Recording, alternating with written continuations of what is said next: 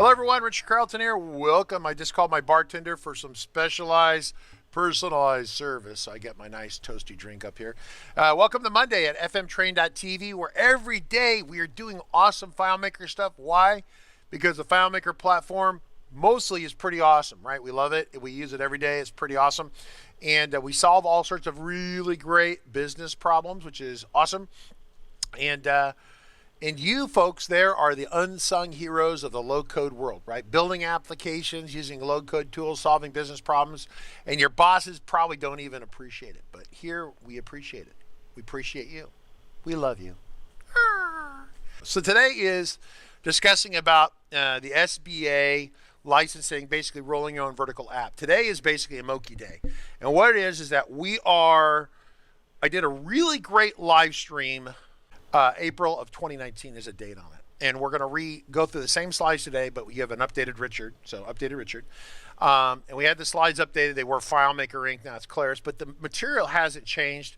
We kind of talk about bits and pieces of this, but basically this is a focused conversation today on vertical market applications and what you need to do to hopefully be successful, or at least some tips of what not to get stuck with. And so Organ Dean's there. So today, once again, is not a heavy-duty programming day.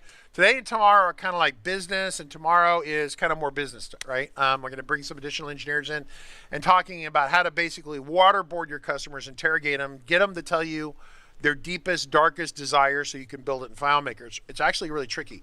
Then things really accelerate. It's like it's shift and overdrive, right? And so that's Wednesday. Where is FileMaker 20? How come I don't have it? Where is it at? I need it right away. Thursday and Friday, we can't talk more about it, but we'll be talking about a Linux installation on these days. And then, whoop, you can't see that over there. I can't see that. There's a secret thing on the side there. Let me move that off the screen. Get over there. You can't see that. No one saw the thing on the side. You saw nothing. We'll have to make sure we fuzz that out later. So, yes, I could talk about FileMaker 20 all day. It's pretty awesome. So, this conversation happens to be for Moki today. But if you're looking for a conversation on script triggers, on server setups, on how to make lean design, whatever, you need to check out what we call, you go to fmtrain.tv and you go to bundles right here. And that way you can download and check out our coherent, very specific training courses on topics. So you pick the course, you pick the subject, and there's like 10, 15-minute videos on the topics, very specific. So if like today, like last week, Moki was like, hey, I want to talk about licensing. Oh, you're not talking about that? Screw you, I'm out of here. And he left, right? Which is fine. So people kind of come and go based upon the topic. As a result of that, if you buy the training over there, A, it supports the channel, and B, you get to pick the topic you want to see. So there you go. And then, yep, there's Nick showing up without all the girlfriends. I don't know how many girlfriends he has right now. My impression is that I'm not sure you can count it on one hand, would be my general impression. So, 4. Okay. Okay. All right, so we're just going to leave the conversation there. Margaret, are you there? I am here, yes. You going to help me out today? I'm by myself. I don't want to feel like I'm by myself. So, all right, so let's get on with things. So, moving along to my live stream. So I'm going to attempt to do I have not done this this keynote presentation in a long time, and I'm minimizing myself here real quick, but this has been updated. So today is going to be the FileMaker platform. Really, the one icon right here is kind of misleading. It's the FileMaker platform, building your own vertical market application, and the snags that go into it. So if you have questions, Carol from Oakland, not that sure you're really interested in this, but if you are interested in building your own vertical market applications, this is the place to check it out. This is about you build an app. It's like you build an app and someone says, oh, you could make $1 billion if you resell this app, okay? The road to hell is paved with people with the 5-10% ideas, right? Steve Jobs talked about the 10% idea. Great interview I have. I will dig that out. And he talks about, it's like, people think just having ideas like things, but you understand that execution of the idea is 90%, right? And just because you have an idea doesn't mean anything, right? It's worth 10%, which is, if you go to your teacher and get 10% on your test and you're looking for the pat on the head that you did great, no bueno. That's like an F double minus is 10%. So what are we talking about today? We're back on the vertical market topic. Yep, there we go. So here we go. This is the progression of learning for those of you wondering about this. Normally some things are brand new. Most of the time we're over here doing beginning, intermediate, or senior, but today is a kind of unusual day because we're going to be talking about just the business owners or the entrepreneurs, right? So this is a business conversation. It's less technical, right? But it's more about the things you need to think about. And a lot of it's about selecting the FileMaker platform and why. Now, a lot of you here are here for a reason. You already understand this. I'm not going to belabor this, but this is a recording. For those of you who are not familiar with the FileMaker platform, it defines low code in the world. Despite the low-code people trying to obscure, it's like trying to run around saying you're the most prolific operating system company in the world. You make more operating systems, you're the best ever, and then you leave Microsoft out of the conversation. Never mind, they have more computers than anyone else in terms of PCs and Windows, right? You can't like say we're low-code and you ignore FileMaker. That FileMaker is like the Microsoft of operating systems. They have been around, they're successful, they make money, they make a pretty good product, people like it. For the most part, actually the FileMaker people like it a lot more than Windows people like Microsoft, so or like Windows. So there's a huge ecosystem, 30 years of people being involved here, right? There's certification, there's trainers, there's all these different processes that go in here. There's a marketplace which probably needs a little bit more help, but there are definitely locations where you can find out about FileMaker Solutions, purchase them if you want, or add-ons or plugins, very useful. So we talk about plugins and third-party tools and capabilities, and that's like why Christian Schmidt's in here, right? So there you go. Very, very good. So, yeah, right platform. Once again, it's a great slide. I always enjoy this. It's a little out of date. This slide's about 3 years old, but it's the profitability is basically like 30 years of profitability, right? I don't know how many active developers they have. My impression is that it's 80 to 100,000, something like that. But we're definitely in front of all these people, talking to them, educating them about the platform. So here we go. You have a great idea for an app, and you might already have the app mostly built in your company. And, you know, and we know other people would really like to have it, right? You know that they would buy it, right? And that's kind of this conversation, this road to hell, right? We call this the Underwear Gnome business process. We've referred to this before. So the idea with your business process is very, very important. You have an idea and you know that somewhere there's money attached to it, but you don't know how to execute from beginning to end. That's this phase 2. This is very common. All the startups, most all the startups in the 2000s, for those you remember 20 years ago, there were all these startups, .com this, .com that, and 95% of them all blew up and went away. And the reason is there was no strategy for phase 2. They would spend a lot of money, of startup money, build some things, not real, and they would try to get you'd try to have views, like people viewing, unique viewers visiting your website. And as long as it was free or pretty much mostly free, then people would do it. But as soon as you charge for that, people went away. And so out of each category, one or two companies survived. So eBay was a bidding thing that survived that process. They were successful. They survived. Some other companies survived from that time period. Other companies did not, right? Like if you look at MySpace, things like that, displaced by Facebook, etc. Right? For better, for worse, it just kind of is, right? So anyway, so the Underwear Gnome is right here. We go. I have a great idea, and this is what we do, and then we're going to try to build it. And what happens, we don't know. We have to understand the market. What are the competing products in the market if you're going to build a vertical market app? Moki, if you're going to build, one of you was talking about a product the other day where you said, oh, there's a competing product that sells for $5 a month or something, right? So you have to understand what that product's about. How much does it cost? What does it do? What's its strategy? Once again, very specific ROI, cost-benefit analysis, right? And then, assuming that you still think you have a good plan, you need to come up with your own solution. Wireframes, planning, design. Basically, you have to establish a budget. And what's really important is a runway.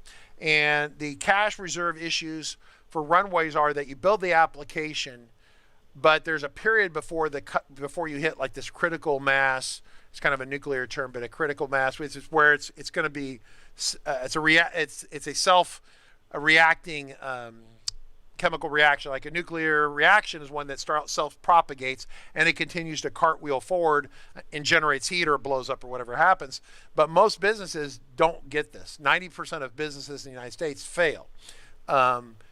And so the 10% that succeed are able to have enough runway. Runway is actually, think about it like the airplane is on the runway, but it's actually basically it's the amount of money that is the road that the plane is on is cash, $100 bills. And you have stacks of $100 bills. So literally imagine that you had a runway, the stacks of $10,000 on it, and the plane is riding on these stacks. Not this stack is good for this week, then another stack for next week. It's literally 5,000, 6,000, 8,000 feet of $100 bills stacked up to keep your business going while you're trying to get your plane into the air. Make sense? And so that's kind of this idea of runway. You need to make sure that your customers are buying the product, your plane is in the air before you run out of runway. If your plane gets into the runway and you're out of money, which means you're out of runway and you're not airborne, you crash, right? So very, very, very important. So let's talk about some very common concepts and startup items here along the way. Vertical market app, you must solve a definable problem, right? Vertical market applications must solve a specific problem. You must go out and part of the process is to kind of sit down, turn off your phone, turn off the distractions, and write out what the problem is, what business problem you're going to solve, and how are you going to solve it, right? This is kind of your business. You have to define this, right?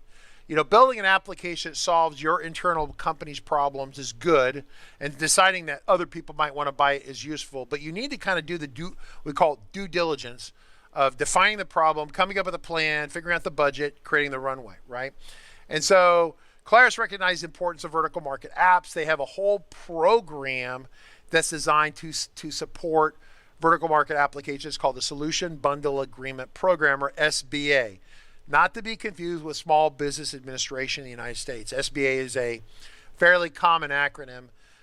In terms of FileMaker, it means you can submit an app to Claris. They're going to review it. If they like what they see and it doesn't look like I'm going to say that loosely, it doesn't look like it's a bad UI design, like horrifically bad, then they approve it, and then you take FileMaker, you take your solution, you bundle it together, and you have one package price that you sell. Okay, very, very, very important. So is it possible to have two solutions in one SBA account? I believe so. Your company would sell multiple solutions. So for example, you're an elevator, you're a software company and you have a vertical market app for elevator maintenance, okay? And then you have another app for escalator maintenance, totally separate app, different clientele, escalators and elevators, different things. You could have two different apps, part of your same company. They'd be under one bundle agreement, okay? Claris FBA is now called the Claris Partner Program. So it's the CPP, or Claris Partner Program, so CPP, or whatever you want to call it. Do you have to be a Claris Partner Program before you can do SBA? Yes. So it's $500 a year to join, and somewhere in the slideshow, I'm sure it talks about that.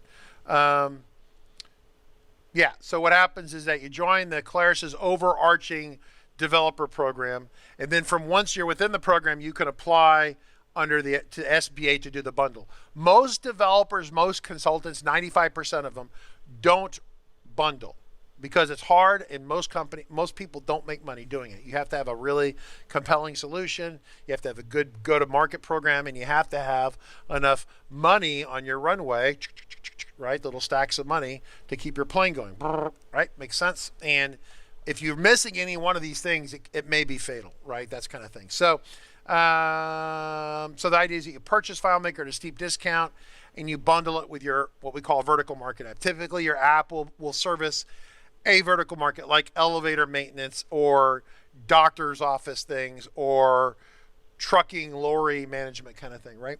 So, and then of course, Monkey Bread talks about, well, if you start getting successful and you buy more, FileMaker does do volume discounts when you start to buy many hundreds of copies, many hundreds of copies. The price of the per unit starts to go down, which means you can actually make more money on the margin if you do more volume, which is great. So planning your app, spending time to diagram the wireframe, how it should look, very, very, very important. There's an application, I haven't used it in the last 6 months, called Balsamic Mockups, right? And so the idea is that you're going to, it's like a web interface, and you kind of drag and drop common elements, and you build. So this is down here where someone kind of built the old iTunes, which is what I still like to use for the most part. And now they have the music app and the TV app, and Apple, this keeps moving the furniture for entertainment value. But you can design an interface, you design buttons, kind of how it'll look. You can design an interface on your iPhone or iPad. It's pretty slick. It's not very expensive. Question from Moki, does this apply to running a service as your own administrative server? Okay, so, okay, yeah, okay, so the short, we probably want to dive into it more, but the answer is yes. Yeah, you can do SaaS. You can do a SaaS model, no problem, under SBA. Only under SBA.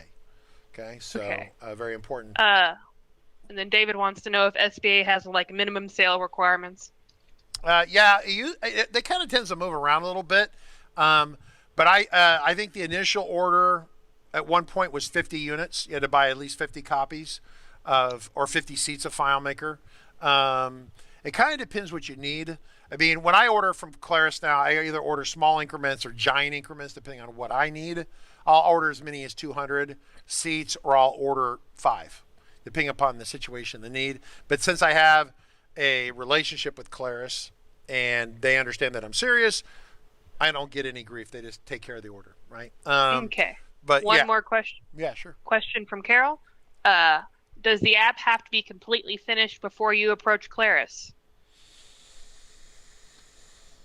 I would say it probably should be pretty close to done. I mean, okay, so let's talk about this a little bit. So the answer, Carol, if you want me to give you a first cut review of it and tell me what I think of it, send it to me or send me screenshots and I'll look at it. And I'll give you a feedback on whether I think Claris would go for it or not. I think anymore they're not as picky as maybe they used to be because they're really about the money. If it looked like dog doo doo and you made $1 million on it, they're not going to care, right? But they don't. What they don't want is people who are making things that look bad and then it doesn't sell, and then people blame it on FileMaker. The Claris hates that. People make an ugly application, people see it, and so then people see your brown ugly app. I'm not saying Carol's is brown, but say you have a really ugly app. We all make ugly app. When we're brand new, we make ugly apps, all right? And then people see it and they're like, oh, FileMaker's ugly, because they assume, they don't understand that FileMaker is a cement foundation. All it is concrete and a bunch of tools at a hardware store. The house that you build is based upon your skill set. You get Nick in there, he's like a freaking artist, and he's doing all this shit. And then you got someone kind of me and more utilitarian, and you got someone who's brand new who just like duct tapes it together, looks horrible. Can you live in it? Yeah. Does it leak water? Probably. Is it good enough to sell? Maybe or maybe not, right? So yeah, angry fruit salad is the term for that. So Carol, if you want my feedback beforehand, I'm happy to do it. If you want to email, we'll talk about the contacts here in a little bit. So MVP versus OCD. So minimum viable product versus obsessive compulsive behavior. This is like matter and antimatter, like Star Trek. They hit and they explode. People die. We all, listen, to some degree, all of us have some level of OCD, a little bit, unless you're the biggest slob on the planet, in which case you have none. I think a probably well-adjusted human has little bits of everything in them. If you're super OCD, like for example, we have a customer, I don't know if it's on the next slide or not. Yeah, no, let me go back this one. We had a customer who wanted a solution built. And so my engineer talks to him and says, well, you're looking at about $30,000 worth of work. Okay, fine. But we work on a time materials agreement because we're not going to quote what this guy wanted because what he wanted was always moving. So we start building on it, right? And we get it done. He's like, well, it's really great, but no one will buy it without these features, okay? The road to hell with your vertical market app is when you say no one will buy it without these features, okay? Because then it's never done. You will never finish it. Literally, this guy, after 5 years ago, has still never shipped it. And he was really mad that he looks at the bills for the engineer and he's over $100,000 of development work. And he's like, you told me it'd be $30,000. Well, the $30,000 from the wish list you had 18 months ago, now it's more because you keep every time adding this stuff up. But the problem is so what happens is the OCD thing runs into two things. If you're made of money, literally, if you're growing unlimited amounts of money, then the product just never ships. If you have limited amounts of money, you run out of money before the product ships and you get mad at the developer. But the developer is building what you want. You're the visionary of the person, or you're the developer. So maybe you're the developer, maybe you're the visionary, maybe you're both these people in one person. So that's like, you never ship it because it's never done, because it's never good enough, right? Then you have a minimum viable product. I learned this from Claris, which is really a kind of a funny story. I learned this from certain people at Claris who no longer are at Claris, and they were working on Cloud 1.0, and they decided that they were going to get it out the door, what they call the MVP, minimum viable product. Not most valuable player, most valuable product. MVP means it's someone's excuse for, we don't have enough here, but we're going to throw it out there and see if it sells.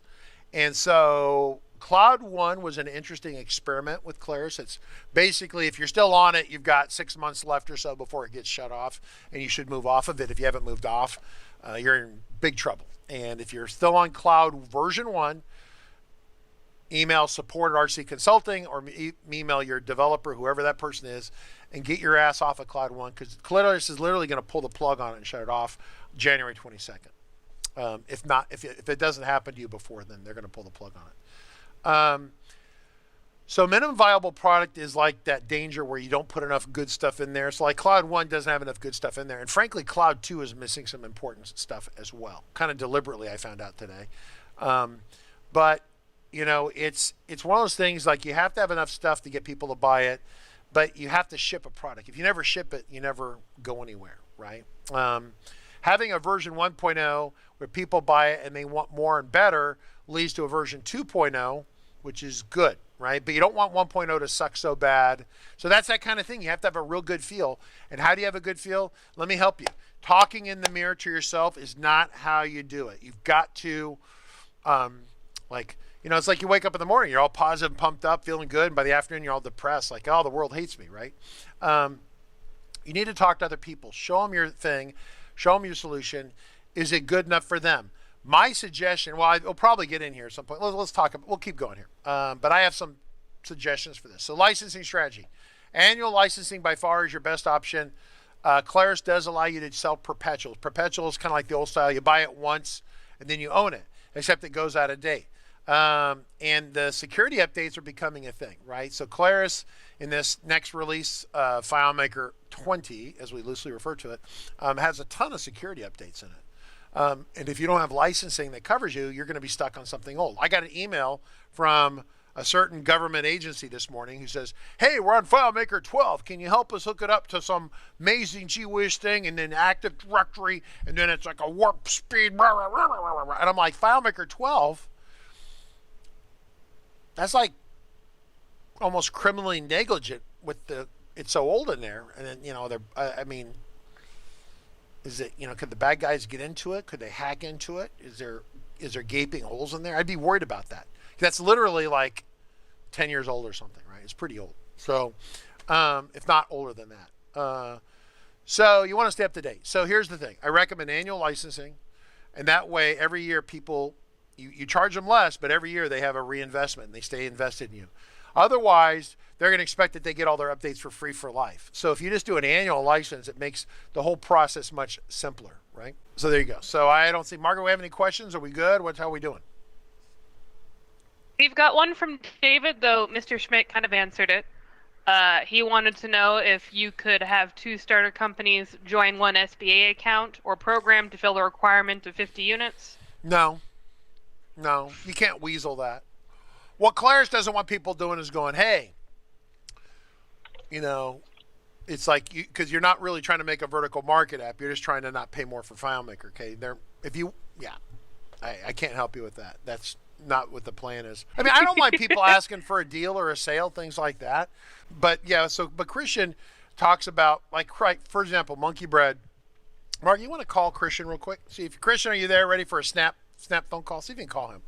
But Christian sells his Monkey Bread on an annual license. So every year I get this email saying, hey, you could keep using your app, but if you really want the updates because they're so amazing, you should give me more money. And so I got that email about 3 weeks ago. I've been ignoring it because I've been busy, but he keeps emailing me periodically, right? Is he here? When he surfaces. Hello. Oh, there you go. So yeah, so you do annual, right? Do you like annual? Does that work for you? Yeah, of course. I mean, most of the income nowadays is from updates. Yeah, and so otherwise, the problem is you get people who expect updates, and they bought it 3 years ago, right? So they don't have recent funding into the company, right? Yeah, you need recurring money so you can make a living from it.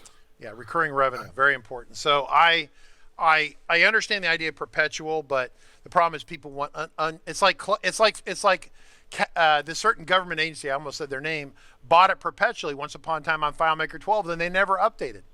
And so by not being up to date, you're exposing yourself to all sorts of dangers, right? Compatibility issues, all sorts of things that go on with it. So it's Well, if they buy the maintenance, they stay up to date. yeah, but the problem is people. So when you buy perpetual, you get 1 year of updates for free. People buy perpetual because they don't want to keep paying every year. It's a fundamental of life, right? It's like, how do we get it cheaper, right? And so you buy it once, and you never buy it again.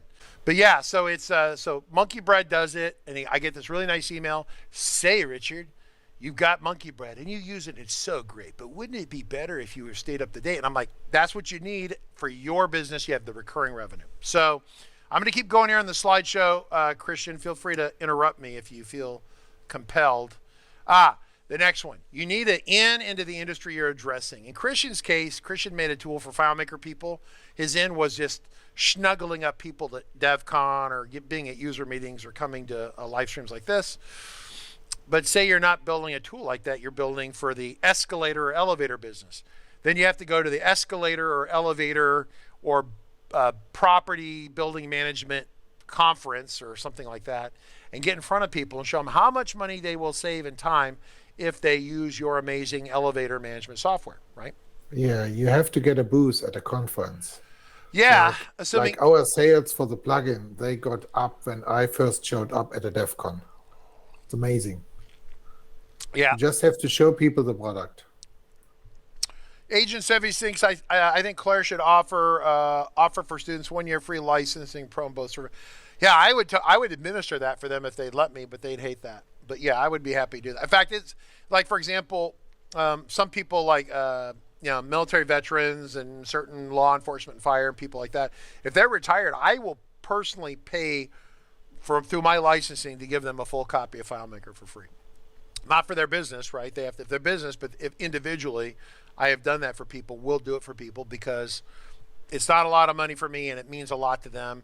And it's something, frankly, Claris's big give back was to give COVID people who had COVID free FileMaker. And then all I had to do was they had a whole bunch of people who had never had COVID in their life lining up for free software, right? So once again, you've got to target the people who need it, want it, and frankly, you start with the college students, young people who want to get in there and work their way forward on that.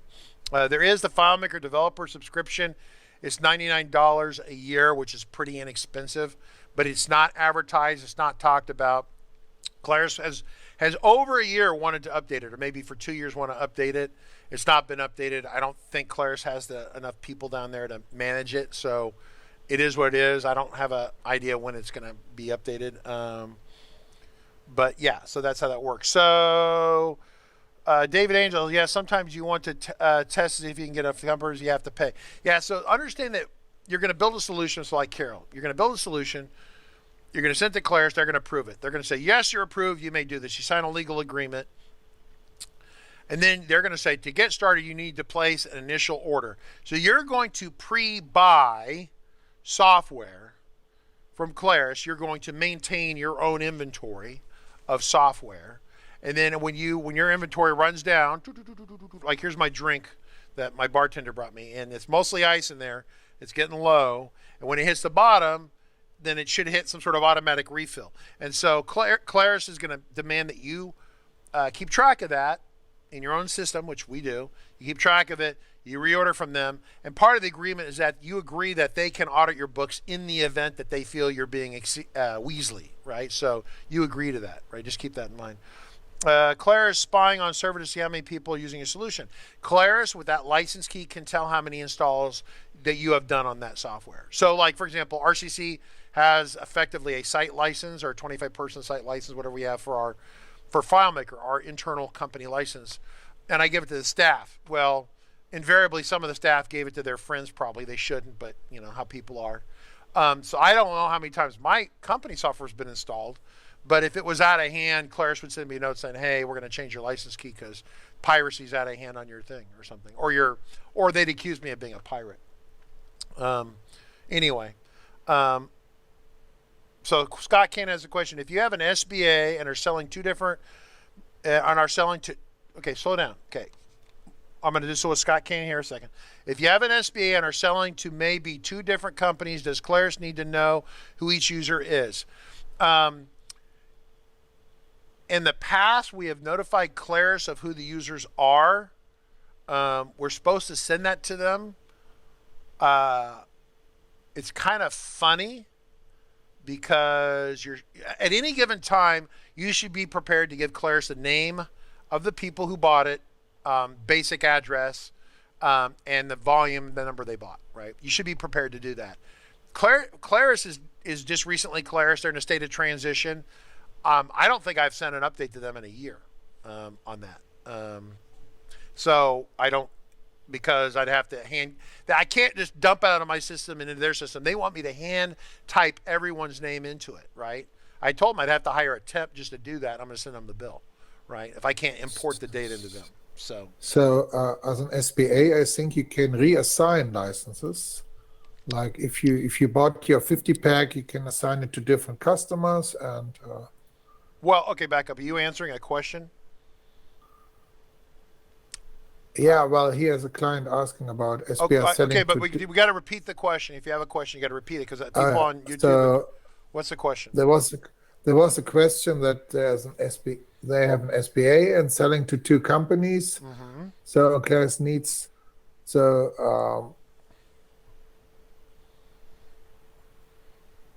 yeah, well, Claris doesn't. You assign the license to different customers. Yeah. So let me go through this. So you're going to buy all your software by the year, okay? For the year. So say I buy 50 copies for the year. That's my entire business, or 100 copies for the entire year, and I sell to two companies, 50 and 50. And one company is 50 users, goes the entire year, no problem. The other company goes for 6 months, goes out of business, and cancels their subscription with you. So you have 50 seats that are now no longer in use. You can reassign those. So if you bought 100, you can have 100 different individual licensed users at one time. You can reassign them. Claris will never do that, but you as an SBA are allowed to do that yourself. That makes sense? So you could take that 50. So say another company comes in and needs software, and then you have your inventory, right? So if the company is paying from you every month, right? Moki's talking about a SaaS, and every month they're paying you, and they go out of business, they quit paying you. So you still have some inventory in your FileMaker. You can take that inventory and sell it to someone else. It's not earmarked for the whole year for one company. I frequently do it that way only, personally for me, but you don't have to. You could do it month to month. I don't do month to month because I don't have the time to try to sell training month to month. I can barely sell it year to year right now. So if you have if I have 5 user license and I have 10 people logging in, that's concurrency. Okay, so we haven't talked about concurrency at all, but let's be very clear about licenses. The license that we have in the regular world when you buy them are the same license we have in SBA. There's nothing different. Okay, you can be the middleman and buy them and resell them. The license is the same. It's basically only 2 licenses. It's either for the user. So if I have 10 people in the company and those 10 people are accessing the software, then you have 10 licenses. Fred, Dick, Sally, Dick, Fred, Jim, Jane, whoever. Give me the 10 names. Christian, right? All the 10 people in there, okay? Now, you say, well, so all those 10 people can log in whenever they want. No, I don't want to do that. I want concurrency. So you say, fine, you're going to do concurrent. So you're going to buy 5 seats, and it doesn't matter who those 5 people are, but it only counts if you have 5 empty slots. They come in and use those slots. Concurrent licenses are 3 times as much as a regular license. So you have to do the math in there to see if it makes sense. So if you have 10 people that are always coming in using the software, you can either have 10 user licenses or 10 concurrent. 10 user licenses is much cheaper. You would use 10 concurrent if you had like 40 or 50 people 40 or 50 people who needed to randomly log in, but you never had more than 10 at one time. Then you could use concurrent and you'd be money ahead. Does that make sense? Yeah. If you need concurrent, you should have at least 3 times more people, I think. Yeah, so it's called a concurrent license they have for that, right? So if you have someone only logs in for 5 minutes, then they should have a concurrent license as part of a concurrency, okay? Right? So, yeah. So it's unfair when a user logs 5 hours a day, it should have the same as 5 minutes. Yeah. Well, then what you do is you can mix. So you have a company. I got 10 hardcore users in the office, and they're in there all the time or whatever. So you buy 10 user license. Dick, Fred, Sally, Jane. You should be able to name those people. I very specifically name them. And then I have 5 more concurrencies because I have another 10 or 15, 20 people that log in randomly for 5 minutes. You can do both. Building a commercial ready application is 3 to 4 times more expensive. This is kind of the part that I think that unfortunately Scott is dealing with, probably. So if you build an app for yourself that's mostly good enough in your business, and then you try to build an app that's going to be good enough for the public, building a commercial ready app is gonna be about 3 or 4 times more money at least than building it just for your company, because you have these little weird little idiosyncrasies, right? Like if I open up like I come over here to my system, I come over here to my database, and like here is my video management system. We're managing videos over here, right? So I click on this list here. Yeah, it's not great, but it's good enough. And I want to like check out the current live stream schedule, and I click on that. But then the text is on top of the cat here. It's a little bit weird. But it's how we manage our video production, right? We got thousands and thousands of videos and records in here, right? So, so if I was going to sell this, we'd have to like look at, see the button right there is higher than that one, and then you got a line. Then the font might be different. You got this right here, and then the font might, there's a lot that goes into making it polished enough for the public not to squeal, as opposed to just good enough for your business, right? A big difference, a huge difference, a ginormous difference. Critical failures. What are critical failures?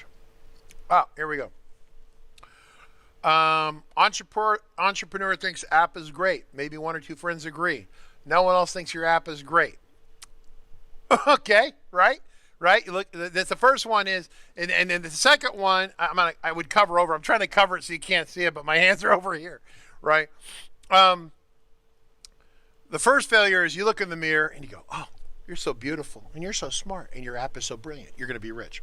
Failure 1. Failure 2 is you find 2 of your friends that agree with your self-assessment because they go, oh, yeah. You're brilliant. You're smart. Yeah. Do it. Yeah. And so that's failure number 1. Second failure is that you won't commit to finishing the product because you have obsessive compulsive disorder. Okay. A nice way of saying that it's never quite good enough. Your customers won't buy it. Okay.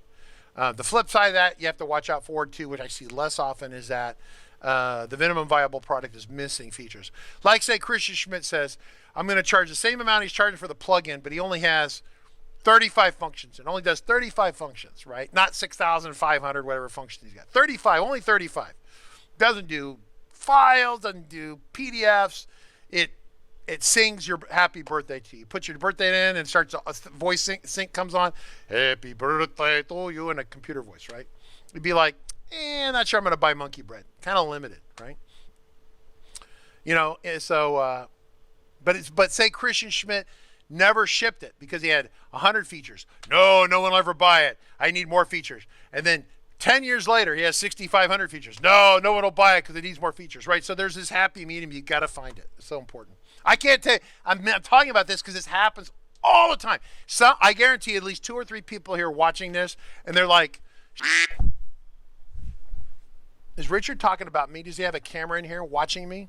I'm talking to you.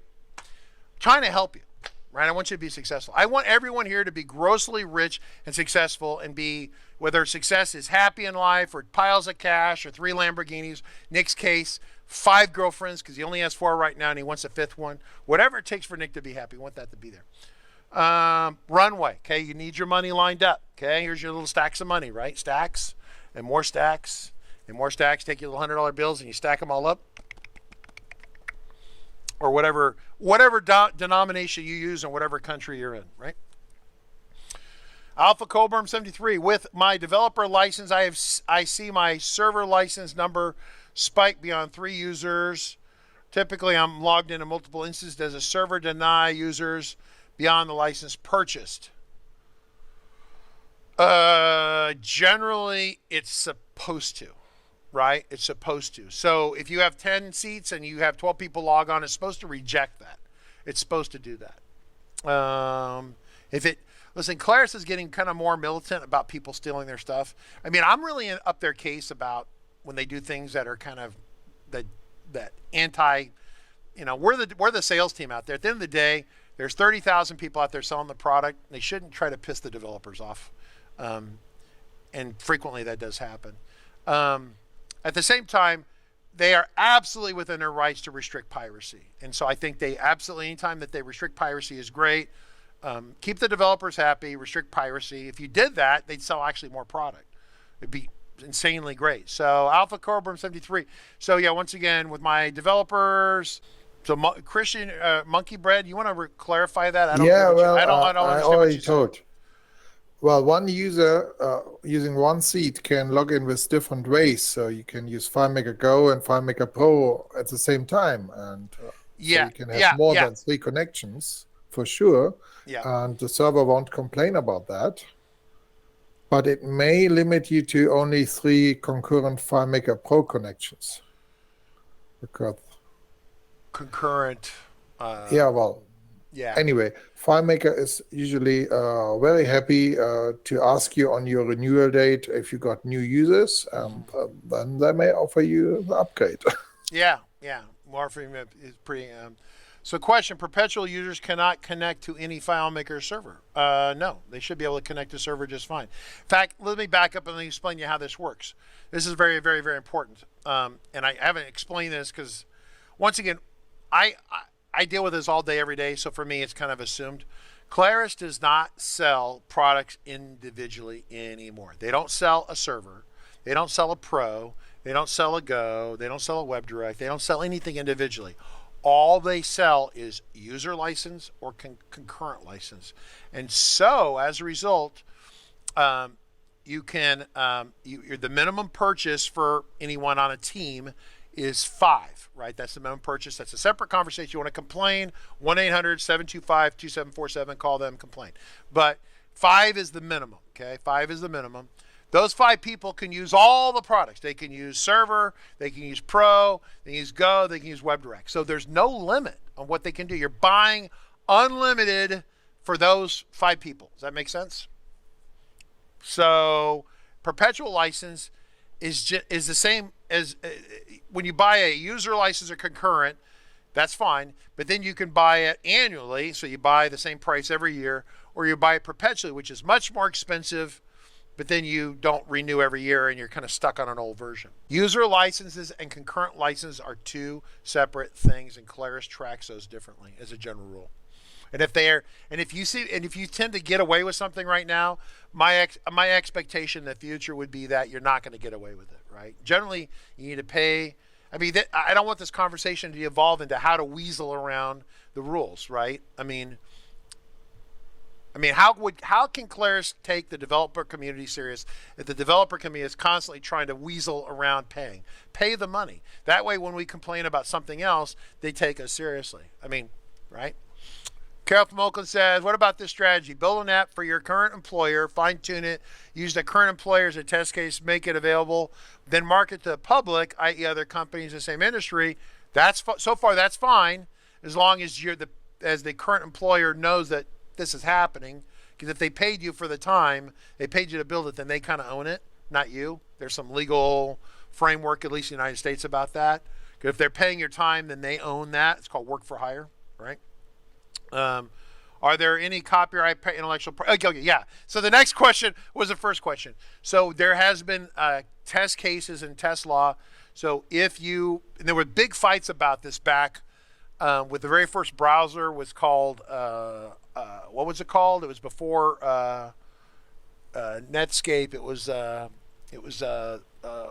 not Morpheus. It was called with an M. What was the name of it? Help me out. What was the name of that? Mozilla. So these guys built it. I think they're college students or professor, whatever. They build it at a university. They decide that they're going to sell it. The university decides that since they were students or somehow they were getting money from the university, that the university owns it. It was the University of Michigan, I think. Mosaic, thank you. Mosaic, not Mozilla, Mosaic.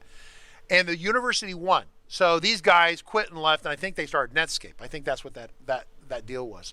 And so, of course, then Mosaic promptly went in the toilet and died. So the university won nothing. That's one of those deals where try not to be an asshole in business. It's much better if you can come to an agreement with the people so you get a little cut of the action. If you try to take it all for yourself, right, then the other people are probably going to go somewhere else, right? So that was a classic case where the university wanted to own it and because they were paying the money, right? So David says, elsewhere, if you build an app during work hours, the app owner is who paid your time unless you make an agreement, right? So the problem is it's even more dangerous than that. If you build an app, I build it on at home on my computer, right? And during the day, say you work for Apple and you're building this new amazing, it's a new software that makes a drone fly to Mars and back. It goes into outer space. It's a computer that works in outer space, whatever. It's amazing. You design and build this in the evening, okay? During the day, you work for Apple. 5 o'clock, 6 o'clock, you go home. If Apple, during an investigation, say they find out about it, like, hey, that's our product, because you were working here at the time, if they can go back and show that you use any Apple hardware or any Apple email or any Apple resources, even if you sent an email, someone inadvertently sent you an email to Apple, Kristen Schmidt at apple.com and say, hey, you did this, then they're going to have a legal case that they own part of it. They own part of it. It's an ugly moment. You want to be very clear and very clean about this, right? Ruben, you're using Mosaic. I haven't seen Mosaic in a long time, but it was when I saw it the first time, I couldn't quite comprehend what I was looking at. It was that crazy. Yeah, so intellectual property, Canberra's talking about the people at Sandia Labs, but it's a big deal at work. If you work for a tech company, listen, if you work for a construction company that digs ditches and they lay pipes in the ground and you build some software, they're probably not going to give a But if you are in a tech company and you build something techie, they're probably going to care. So just keep that in mind. So Carol, just keep that in mind. Develop it in your own time. Develop it on a computer that they didn't buy. Use an email address that they don't have. Keep it totally separate. And you might, before you start, notify them that you're doing it in an official notification in advance that you're doing this, so it's not a surprise to them. Be advised, we're doing this separately. This is work. And I would even say to them, do you agree do you agree that this is not intellectual property in the company? Get them to agree to it before you build anything. Right? That if I do this on my own time and stuff, of course, you probably already started, right? But get them to agree to it in advance. Then they have a letter saying, yeah, we agree. If you did this at home on your own computer, your own stuff, then you own it. Then that makes the things a lot better. Margaret, go ahead. I was just going to say, and also make sure your contract doesn't say anything about stuff you work outside of that work also belonging to them.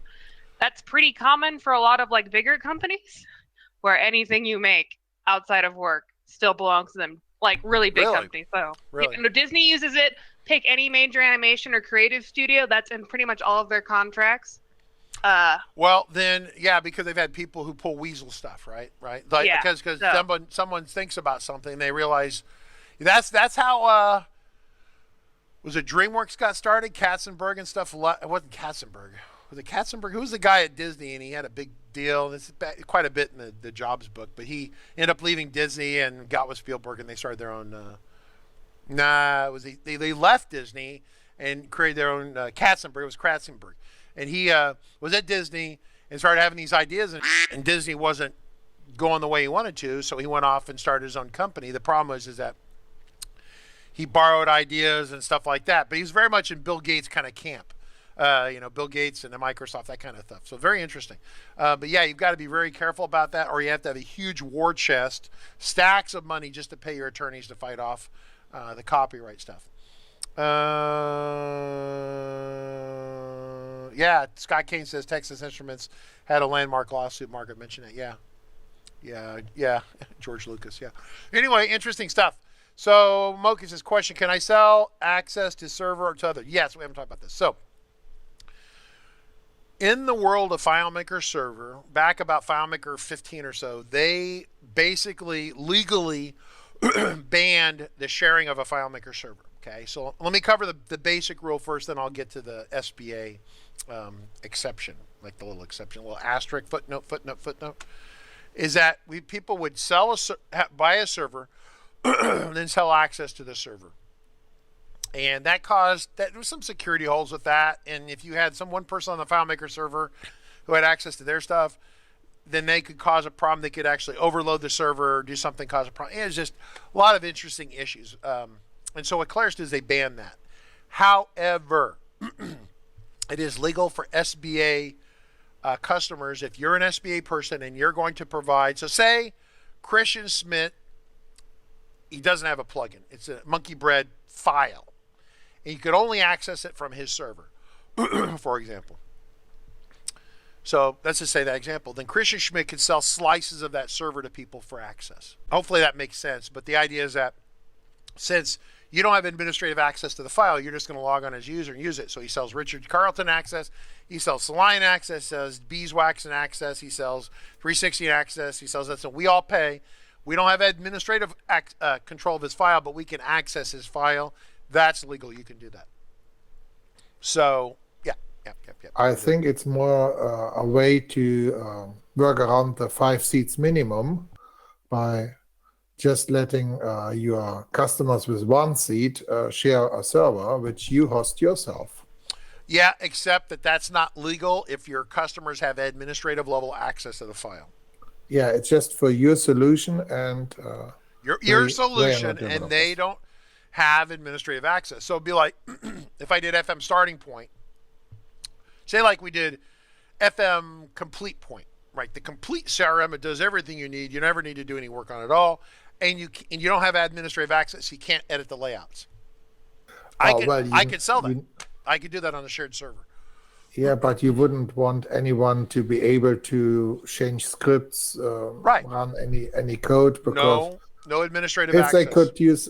If they would get access to MBS functions, they could just upload all your files. Yeah, see, that's the thing. There's no administrative access, right? It's SBA, and your solution has no administrative access. So if Moki makes the escalator solution or the elevator solution, right? So when you get on the elevator, you're tracking the maintenance on it because the elevator could go so fast it could fling people off the top, which would be really cool. I'd love to ride that elevator. A little landing spot where you land in a pile of foam or something, right? That'd be very cool. But people wouldn't have admin access to that, and you could have 10, 15, 20 people or companies on the server or more. Then Moki, you'd have to set up more than one server. Server 1, server 2, server 3, server 4, blah, blah, blah, blah, blah, right?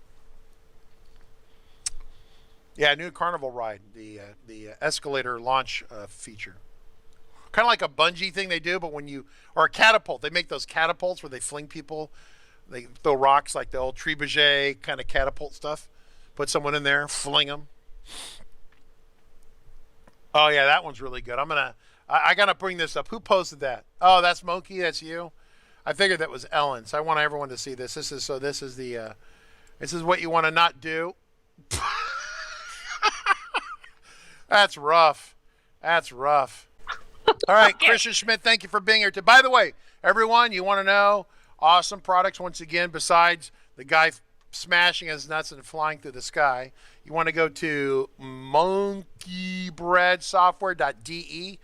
Okay, it's a little cute monkey here. This plugin is awesome. He's one of our people here that's here all the time, giving us his time. Christian Schmidt's an awesome guy, and we want to welcome. And then also, his plugin's been updated. So anything magical, if any magical unicorns come out this week, his software is already compatible with magical unicorns. So magical unicorn compatibility is pre-built in. It's awesome. We usually try to be ahead and have our plugin be ready before a FileMaker version ships. Before unicorn ships. We don't call it FileMaker new version. We can't talk about that. It's a secret. No one can know about that. All right, have a good one. See ya.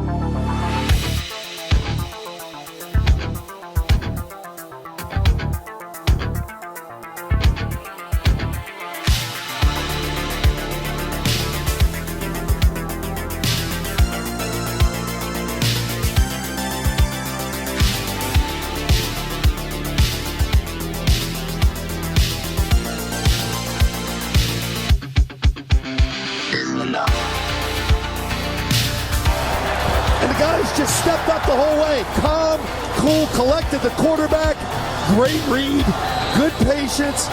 More importantly, great job up front protecting this quarterback to give you a chance. And that's all you can ask for. Try to rally down 10. 9:25 to go here in the fourth. Short motion by Amendola from the left. Brady takes the shotgun snap, stands in, throws it left for Amendola, reaches up and snacks a high throw and lands inside the 10, rolling to the 9. Ball slightly behind him, again he makes the grab.